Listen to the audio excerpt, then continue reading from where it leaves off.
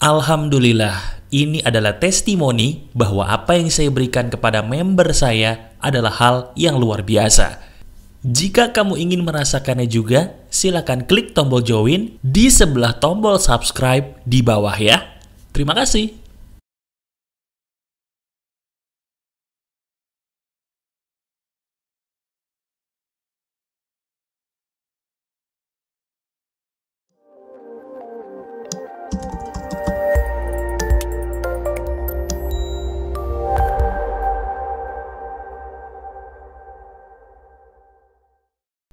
Halo teman-teman, ada saya kembali Aryan Surya, sahabat baik kamu dari Pagar Kehidupan di podcast pagi.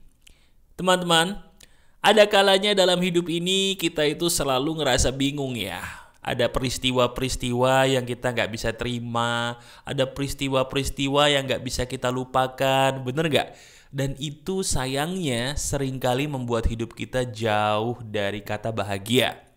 Nah sekarang, kalau memang itu yang sedang kamu alami, ada banyak peristiwa dalam hidupmu mungkin yang sepertinya susah banget buat dilupain, tapi kamu ingin bahagia. Nah, ini dia. Video podcast pagi kali ini kita akan ngebahas sebuah hal sederhana seperti biasanya, tapi dengan seizin Tuhan, insya Allah bisa kembali membuka pikiran kamu. Yuk, sekarang izinkan saya sebagai sahabat baik kamu kembali mengobati batinmu ya, dengan merubah pola pikirmu kembali ke jalan yang benar. Ini menarik banget. Nah, gini teman-teman. Ada suatu hal menarik yang membuat saya sangat-sangat semangat untuk membaginya kepada kamu.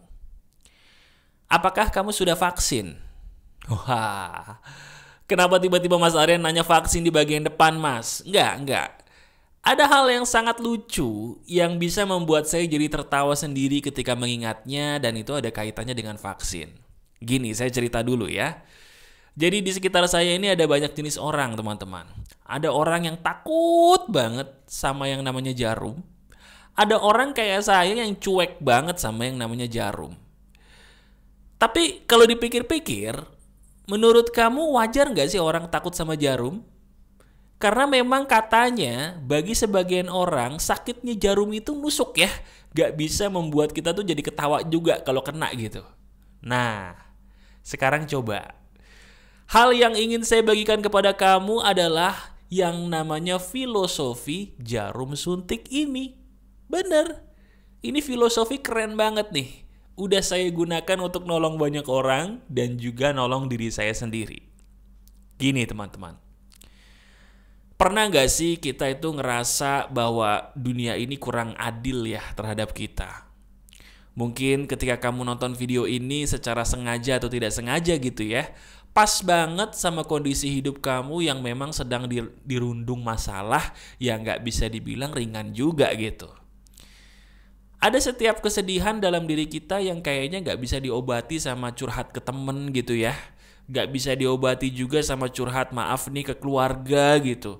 Ada beberapa orang yang kita ajak ngomong, tapi entah kenapa mereka tuh kayak gak ngerti gitu apa yang kita mau. Pernah kayak gitu? Kalau saya dulu sering banget.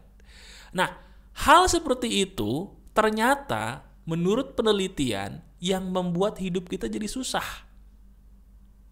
Hidup kita tuh susah bukan karena masalahnya gede loh, bukan. Hidup kita ini susah karena nggak ada orang yang bisa mengerti kita. Betul apa enggak? Saya ulangi ya.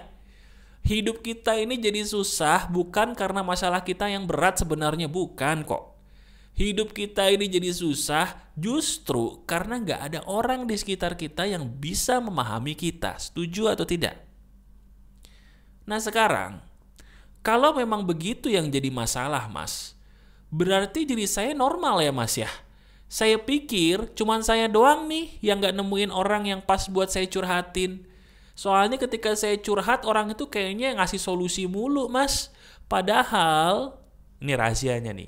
Padahal saya itu belum tentu minta solusi Mas. Saya itu cuman pengen didengerin doang. Tapi kenapa sih orang-orang di sekitar saya gak mau dengerin? Mereka malah ngasih solusi yang sebenarnya belum tentu saya butuh. Itu bukan yang kamu alami. Gini teman-teman, Ada hal yang selalu membuat saya kalau dipikir-pikir jadi sedih, sama seperti kamu. Orang-orang di sekitar kita tuh pengennya kita bahagia sebenarnya. Tapi kebahagiaan versi mereka itu belum tentu bahagia versi kita. Betul nggak? Orang tua kita pengen kita bahagia, pengen. Tapi apakah kebahagiaan versi orang tua sama dengan kebahagiaan kita sebagai anak?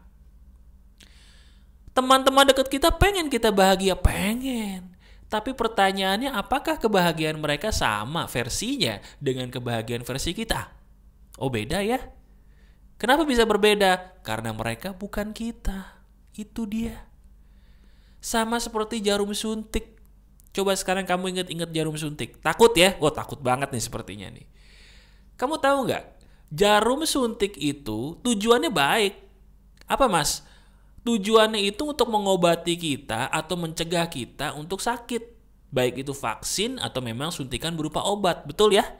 Nah tapi sadar nggak sih? Walaupun tujuannya baik, tapi kan dia nyakitin. Iya toh? Jarum itu kalau masuk ke kulit, aduh sakit. Apalagi kalau jarum donor tuh, waduh gede banget ya, kayak jarum pentul gitu. Tapi kadang-kadang kalau manusia mikirnya panjang, sakitnya jarum itu nggak ada apa-apanya dibandingkan manfaat yang bisa kita peroleh. Nah, itu dia teman-teman. Kebanyakan di antara kita tuh pengennya cuma curhat doang, tapi orang-orang di sekitar kita nggak ada yang mau ngerti kan, bener nggak?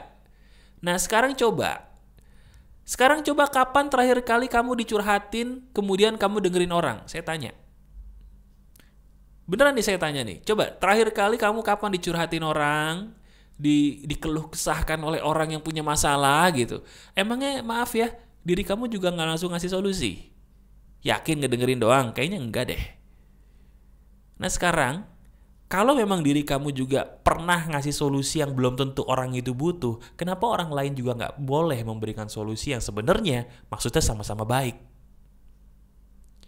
Nah sekarang mas, kalau gitu maksudnya Mas Aryan Surya saya harus gimana nih mas? Apakah saya harus menerima mereka, orang-orang yang gak bisa saya curhati sehingga masalah saya gede terus nih mas? Atau bagaimana Mas Aryan punya ide gak? Ya, idenya adalah sama seperti jarum suntik tadi, sama seperti jarum donor tadi. Gimana caranya supaya tuh jarum bisa gak sakit lagi? Gimana caranya? Apakah kita harus menghindari vaksin? Bukan. Apakah kita harus menghindari suntik? Bukan, kita bukan anak kecil. Terus gimana mas? Ambil nafas ketika jarum masuk. Saya ulangi. Bener gak nih para tenaga medis, coba tenaga kesehatan, coba ajak ngobrol. Emangnya bener ya kalau kita ambil nafas ketika jarum masuk, sakitnya jarum bisa berkurang? Betul gak? Bener.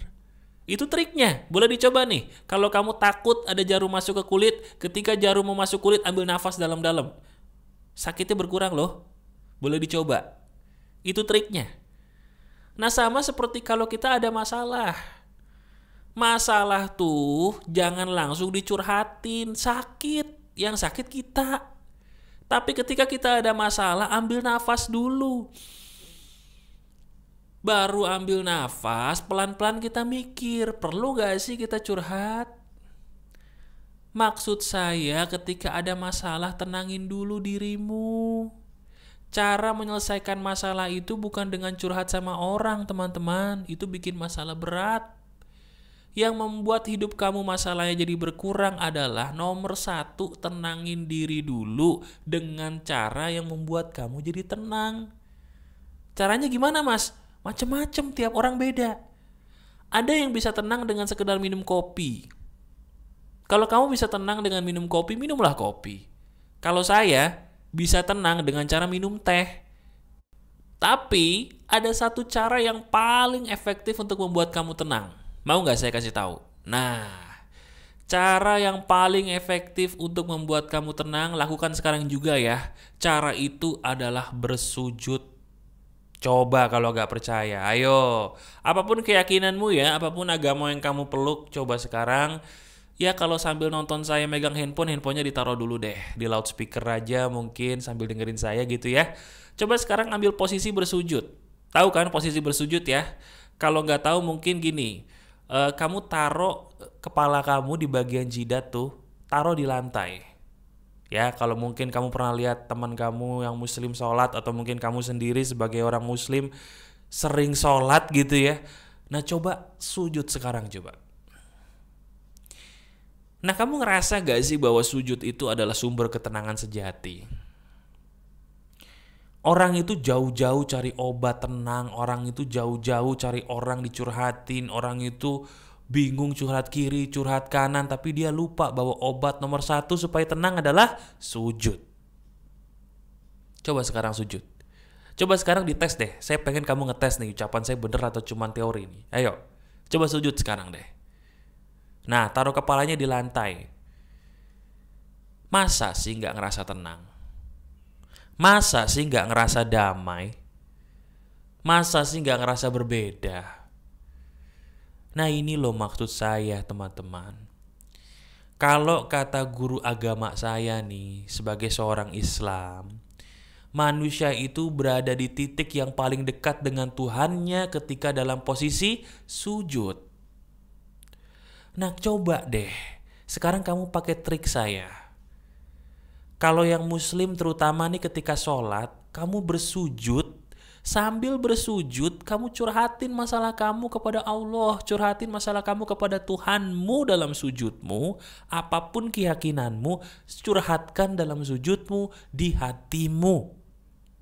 Bisa lagi nih, aduh ya Allah saya ini bingung, anak saya sakit, saya nggak tahu harus berobat kemana dan bagaimana. Atau aduh ya Allah ya Tuhan nih saya bingung nih, saya punya hutang banyak banget nih, apalagi lagi pandemi nih, saya bingung ngobatin keuangan saya gimana. Jadikan sujudmu sebagai obat pertama. Coba deh kamu sujud sambil curhat, nangis kamu. Ketika diri kamu nangis sambil sujud sambil curhat dalam hatimu, lamakan sujudmu dalam curhatanmu yang paling dalam sampai kamu nangis. Kemudian kamu bangun lagi pelan-pelan. Lega gak tuh rasanya? Saya tanya, lega gak? Lega banget. Nah, itu maksud saya. Manusia tuh bingung cari solusi ke kiri ke kanan, padahal solusinya gampang, bisa dilakukan saat ini juga toh. Gratis lagi, gak usah bayar. Iya kan? Nah, ini yang membuat saya heran nih kalau ngeliat teman-teman saya yang muslim kok sholat ditinggalin tuh ngapain sih? Rugi loh. Ruginya kenapa lah? Dapat obat gratis kok gak mau? Apalagi yang sholatnya buru-buru. Aduh. Mau ngapain sholat buru-buru, gak ada efeknya buat badan kita? Iya kan? Pelan-pelan lamakan sujudmu. Ketika sujud curhat dalam hati. Bagi kamu yang berkeyakinan lain juga gak apa-apa kok. Coba deh, setiap kali ada masalah apapun keyakinanmu, coba, aduh, saya mau curhat dulu deh. Begitu temannya nanya, curhat kemana? Saya mau curhat ke Tuhan saya deh. Cari tempat kosong, kamu bersujud, kemudian kamu ngobrol sama Tuhanmu. Ya Tuhan, saya ada masalah begini. Ya Tuhan, saya ada masalah begitu. Curhatin sampai kamu nangis, sampai kamu puas gitu. Kemudian baru bangun lagi pelan-pelan, seka air matamu. Lega enggak? Pasti lega. Nah, itu maksud saya. Seperti yang sudah kita bahas tadi di depan, orang itu bukan karena masalahnya berat. Orang itu menjadi susah karena dia nggak ngerti harus ngomong ke siapa untuk memberikan solusi kepada masalahnya. Orang itu kan cuma pengen ngomong, belum tentu butuh solusi toh. Iya kan? Orang tuh cuma pengen didengerin kok, belum tentu butuh solusi, betul nggak? Nah, ketika orang itu cuma pengen didengerin, belum tentu semua orang mau dengerin kamu. Saya ulangi, belum tentu semua orang mau dengerin kamu. Baik itu teman dekat, termasuk maaf loh, pasangan pun belum tentu mau dengerin kamu. Kenapa mas?